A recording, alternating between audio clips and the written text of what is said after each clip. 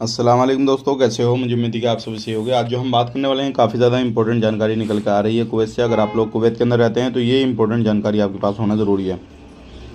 सबसे पहले खबर की तरफ बढ़ते हैं, जो बड़ी खबर आ रही है कुवैत से निकल के। अगर आपका बायोमेट्रिक अभी तक नहीं हुआ है तो जल्द से जल्द अपना बायोमेट्रिक कराएं, क्योंकि कुवैत गवर्नमेंट ने इसके लेकर फिर अपडेट दिया है और कहा है कि जो भी लोग बायोमेट्रिक नहीं कराए हैं उनके साथ धोखाधड़ी होने के चांसेस काफ़ी ज़्यादा रहेंगे। और किसी भी तरीके से कोई भी बंदा अगर धोखाधड़ी करता है तो बायोमेट्रिक से उसको ट्रैक भी किया जा सकता है और किसी भी तरीके से कोई भी बंदा इस तरीके से धोखाधड़ी नहीं कर पाएगा। तो आप जल्द से जल्द अपना बायोमेट्रिक ज़रूर कराएं। और इससे क्या होता है, बायोमेट्रिक में क्योंकि फिंगर भी आपके लिए जाएंगे, डीएनए टेस्ट भी होगा, उसके बाद में आपकी जो है आंखों की स्कैनिंग भी होगी, सारा कुछ होगा। तो इससे कोई भी बंदा आपका फेस का फ़ोटो भी लिया जाएगा। तो कोई भी बंदा इस चीज़ को लेकर जो है धोखाधड़ी नहीं कर पाएगा। तो इस चीज़ का खास करके ध्यान रखें। जिनकी भी एज 18 से प्लस है वो लोग बायोमेट्रिक कराएं, चाहे प्रवासी हों, कुवैती हों, कोई भी हो, सभी लोगों के लिए बायोमेट्रिक लागू है।